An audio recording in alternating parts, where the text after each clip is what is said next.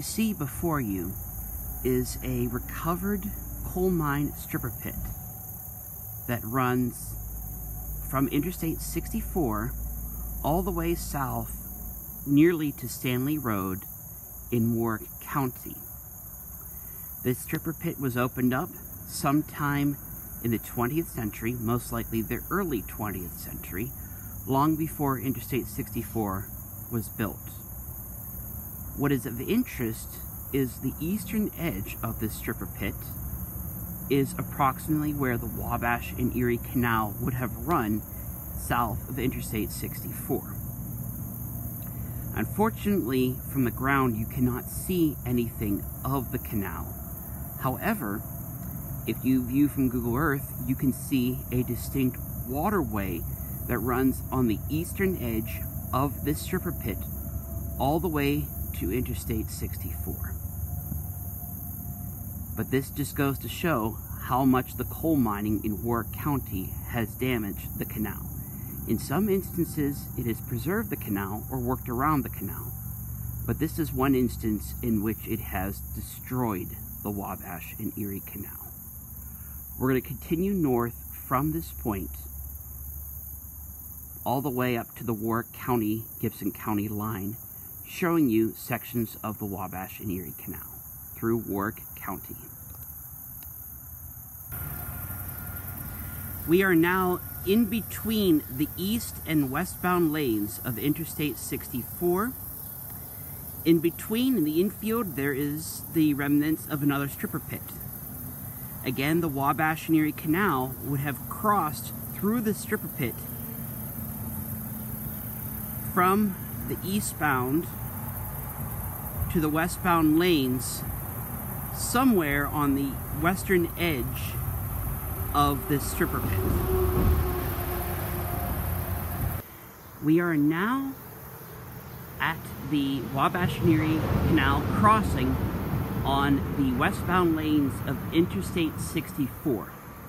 What you see up there on the hillside is the metal sign that is actually marking the Wabash and Erie Canal crossing. Now, don't be fooled. The waterway that the bridge actually crosses is not the Wabash and Erie Canal.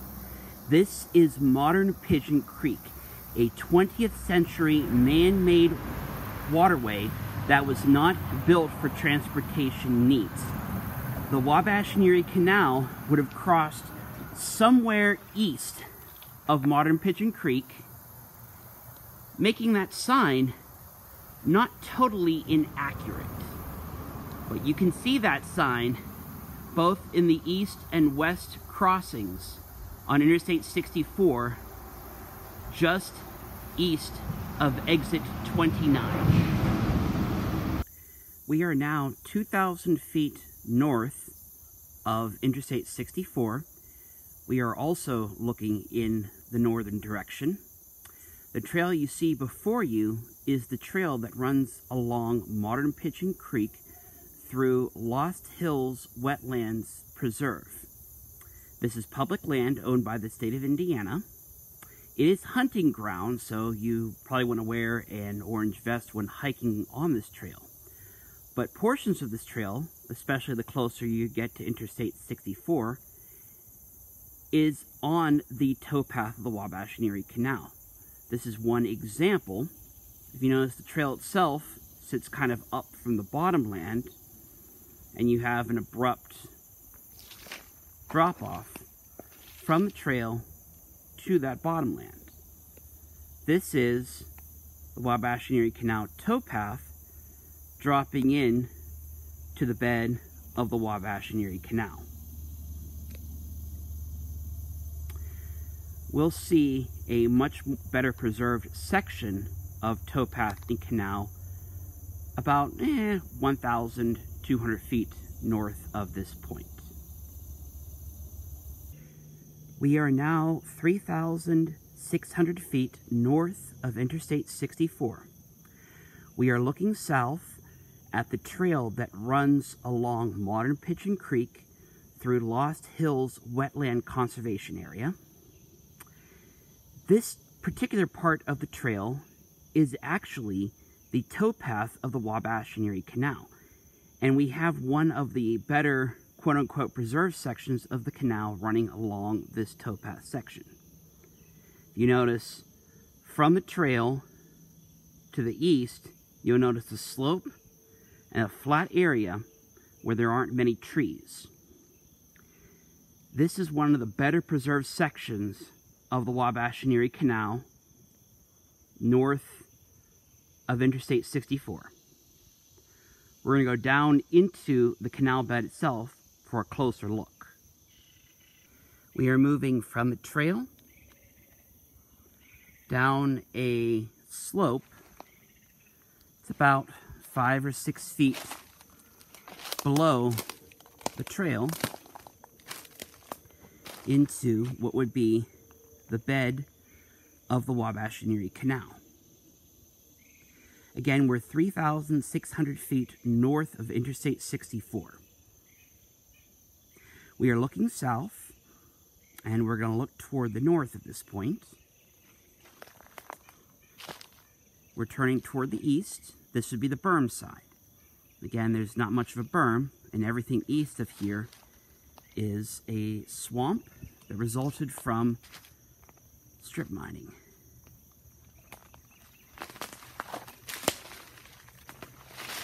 Okay. Here at this point, you can get a nice view of the slope down from the towpath and into the canal. Unfortunately, about 15 yards north of this point, the Wabash and Erie Canal, quote-unquote, merges with modern Pigeon Creek. And from that point all the way north of State Road 68, the canal and modern Pigeon Creek are essentially one waterway. But again, one nice little 50-yard preserved section of dried Wabash and Erie Canal bed. We are now 4,200 feet north of Interstate 64 and 2,800 feet south of State Road 68. We are on the berm side of the canal looking at what would be the last remnant of towpath before the canal itself merges with modern Pigeon Creek. We have a steep drop here of about 10 feet into canal bed, and then we have this little last remnant of towpath here where that tree is before the canal itself essentially becomes part of modern Pigeon Creek. Again, we are 2,800 feet south of Indiana State Road 68, and from this point all the way to, at least, if not further, north of Indiana State Road 68, the canal follows the path of modern Pigeon Creek. We are now at where Indiana State Road 68 crosses modern Pigeon Creek. And as mentioned earlier, modern Pigeon Creek at this point is following the pathway of the Wabash and Erie Canal. We're going to focus in on this area in the next couple of segments.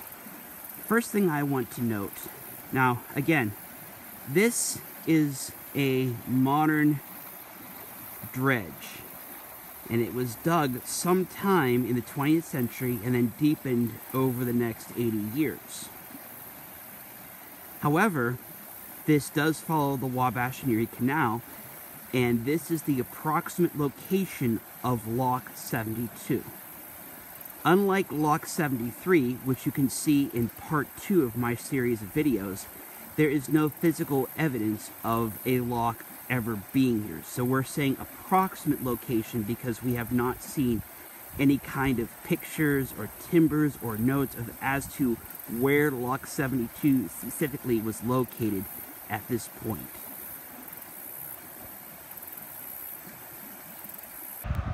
Looking west on Indiana State Road 68, this is where Indiana State Road 68 crosses modern Pigeon Creek. We're now looking toward the north, toward a rail bridge. The reason why I refer to this as Modern Pigeon Creek, as over time, this has been dredged. Prior to the Wabash and Erie Canal, there was no waterway here whatsoever, and in the 1840s and 1850s, the Wabash and Erie Canal was built. Later on, in the early 20th century, it was deepened.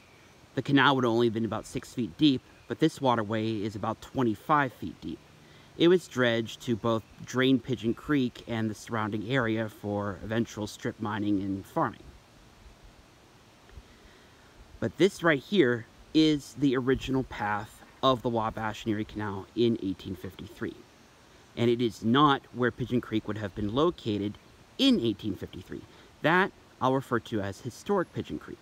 That is located about 1,300 feet west of this location, at that crossing at the rise where you see a car coming through. We're going to go look at that location real quick. We are looking west 1,300 feet from our previous location, still on State Road 68. But we are on a bridge overlooking what I like to refer to as historic Pigeon Creek. I refer to this as historic Pigeon Creek because this is where Pigeon Creek was located when they built the canal in the 1840s and 1850s. You can tell the difference between historic Pigeon Creek and modern Pigeon Creek simply how historic Pigeon Creek snakes its way through the landscape. That large dead tree there is approximately where Big Creek would have forked off of modern Pigeon Creek and snaked its way to the northeast into the tree line. The tree line is approximately where the canal would have run. Where Pig Creek would have intersected the canal is the location of Aqueduct 18, the very last aqueduct on the Wabash and Erie Canal. We are now underneath the rail bridge, approximately 100 yards north of State Route 68. You can see where State Route 68 crosses the modern Pigeon Creek. I just want to make a couple notes here. Right there, you'll see two waterways coming together. The waterway coming in from the northeast, emerging into modern Pigeon Creek, is modern Big Creek. I want to emphasize the word modern Big Creek.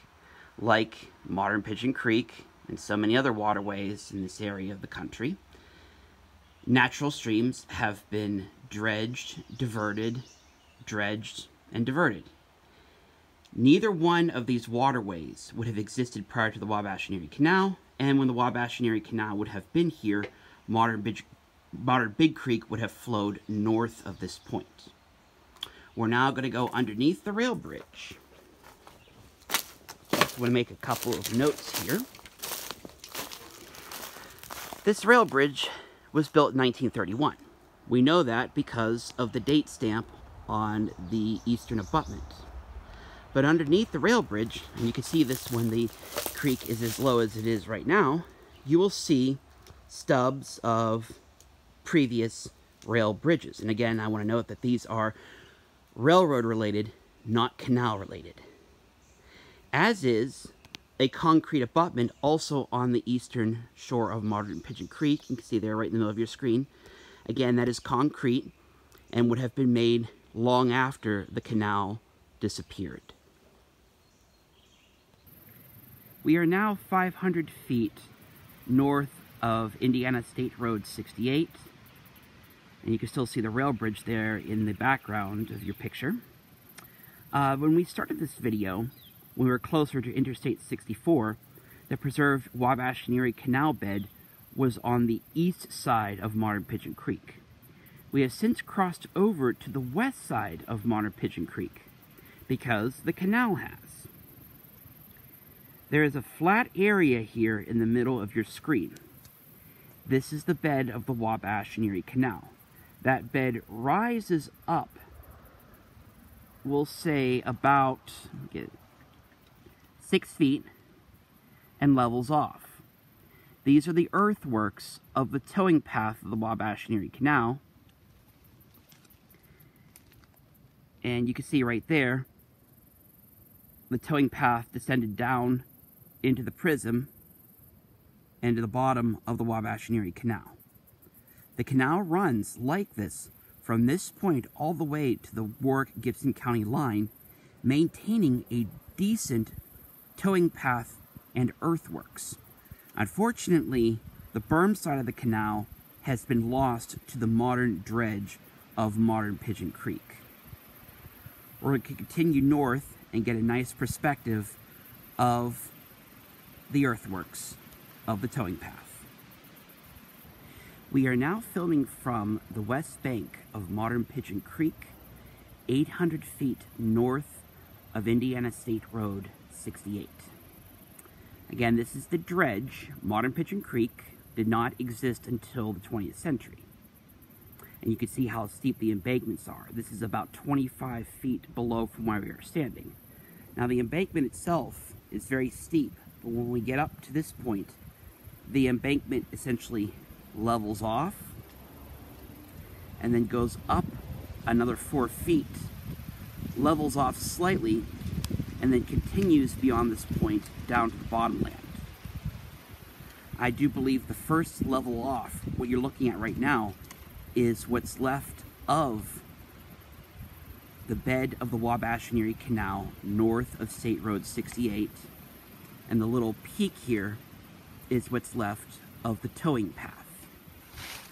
And again, we are 800 feet north of State Road 68. We have a gap in the tow path. It's about 20 feet from here to where the tow path starts up again. This is one possible location of Aqueduct 18, Big Creek, which we don't exactly know where it was. Now, the aqueduct is described to be about 75 feet wide. This is only 20 feet wide. So this very well could have been a culvert that has since been ripped out, or it could have been a hole blasted through the tow path sometime after the canal ceased operations. We're going to continue north toward the Indiana-Gibson County line. Since we have a gap here, I want to give you a good profile of the tow path. The tow path at this point, I believe, is constructed earthworks. They actually constructed a large hump of ground that sits above the bottomland. This is to prevent any kind of flooding affecting the canal, or even to keep the canal at a certain height. The flatter the canal is, the less locks they have to construct.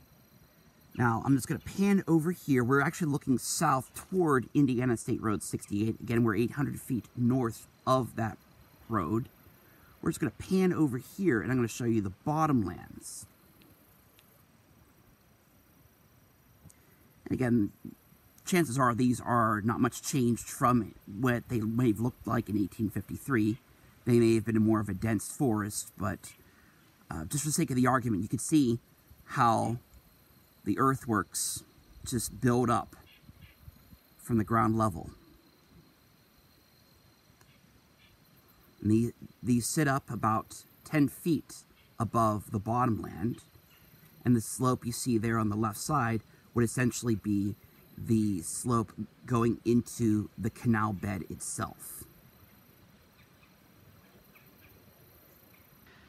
Wanted to give you another perspective of this little gap in the profile of the tow path. Again, what you're looking there is the mound that would be the towing path of the Wabash and Erie Canal. Here we have the 20-foot gap, and again, here the earthworks pick up again. You can really see how high these are off the bottomland.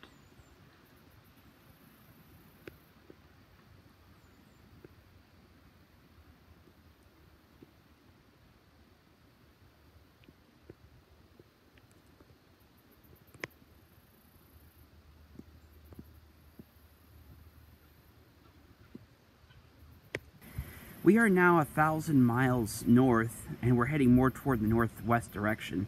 So we'll say north by northwest of State Road 66. This is one of the nicest preserved sections of the towpath earthworks. I just want to give you a nice perspective of them. Right now we're looking south by southeast at the towpath. Here you see the slope down into the canal bed, and then just beyond there is of course modern Pigeon Creek. We only have half of a canal bed, with the other half, the berm side, eaten away by the modern dredge. But again, really nice perspective of the towing path and the canal bed, or half the canal bed. We're going to turn toward the north here, give you another perspective of the earthworks descending down into the canal bed, and also how high up these sit off of the bottomland. Again, towing path down to the bottomland. I'll go down there and give you a perspective from the bottomland level. We are now down to the bottomlands, 1,000 miles north by northwest of State Road 68.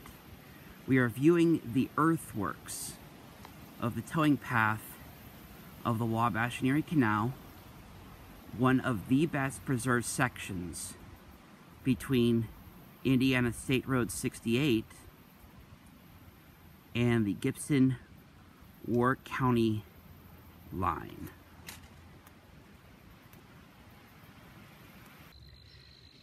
We are now 1,500 feet north by northwest of Indiana State Road 66. We are looking at the earthworks of what will be the towpath of the Wabash and Erie Canal. We arrive at a point in which we have another gap in the towpath, where it essentially ends and yields to the bottomland. We're going to come around here and get a profile of this. Now, unlike the previous gap, this gap in the earthworks is about 100 feet wide. According to the 1853 audit, aqueduct number 18, where the Wabash and Erie Canal would cross Big Creek, was about 75 feet long. And again, like I mentioned, this is a 100-foot gap between the southern end of these earthworks and where they start up again north of this point. I do believe this is the southern end of Aqueduct 18, where the Wabash and Erie Canal would cross Big Creek. Now, Big Creek, of course, isn't here anymore. As I mentioned before, like many streams in this area of the country, Big Creek was diverted and moved south of this point. Big Creek has not flowed here for over 100 years. There's no evidence of the aqueduct itself. It was made, if not mostly, at least mostly or all of wood and scrap stone, of which probably fell over and has since decomposed. However, the earthworks remain, and we have a 100-foot gap in the earthworks, 1,500 feet north by northwest of Indiana State Road 68. We are now 1,600 feet north-northwest of State Road 68. And we are at the second significant gap in the towpath earthworks of the Wabash and Erie Canal. This gap is more significant than the previously mentioned one. This gap is about 100 feet wide. Essentially, we have the earthworks for the towpath, and it abruptly ends, and you don't have any earthworks for about 100 feet. I do believe this is the location of Aqueduct 18. Another profile of the earthworks, we're again looking north here, where they abruptly end and you have a gap in the towpath earthworks. We're now going to turn to south and view flat land. Again, this gap extends about 100 feet. The 1853 audit of the canal lists Aqueduct 18 at about 75 feet wide. Now, one significant question at this point is, where is Big Creek? Well, today, of course, Big Creek runs further south of this point, emptying into modern Pigeon Creek just north of State Road 68. But that is a diversion dredge.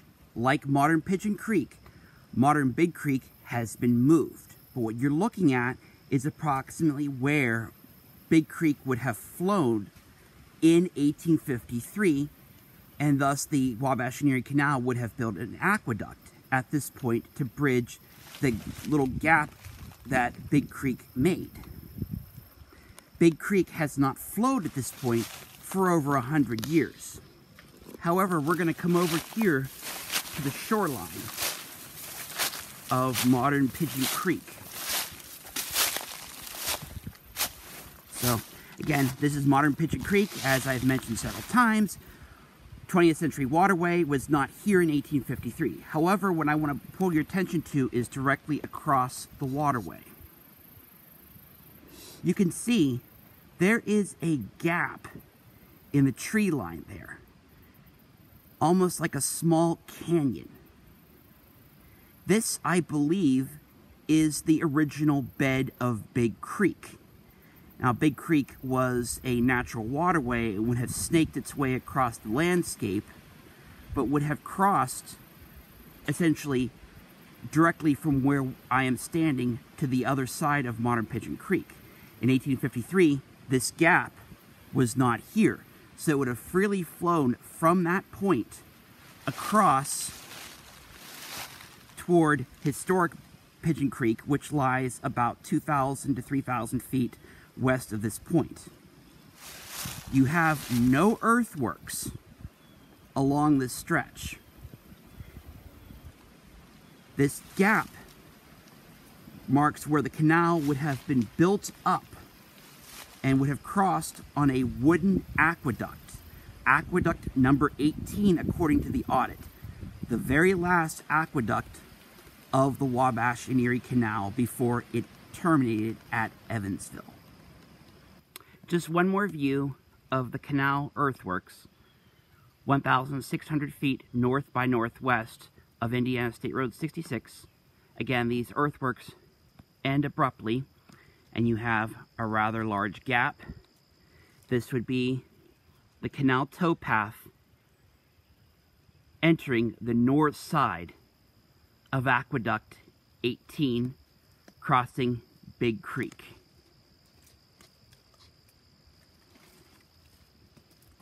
It's not much to look at, but again, it's very overgrown, and this has not been a functioning canal since the time of the American Civil War. But still, it's very impressive that these earthworks have survived well over 170 years.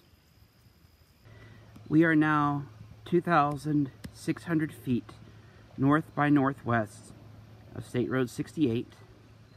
We are looking at essentially the end of the towpath earthworks.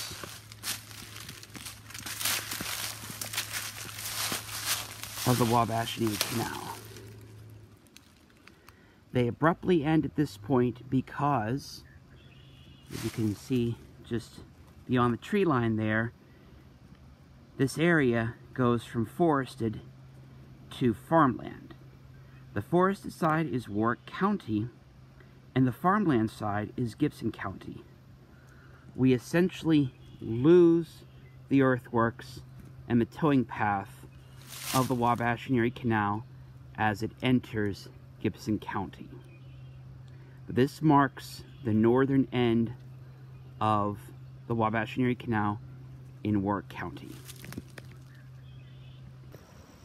One last perspective of the earthworks abruptly ending as the Wabash and Erie Canal leaves the strip mines and forests of Warrick County and would have flown into the great farmlands of Gibson County. I hope you enjoyed this part 3 of the Wabash and Erie Canal through Warrick County. Thank you for watching.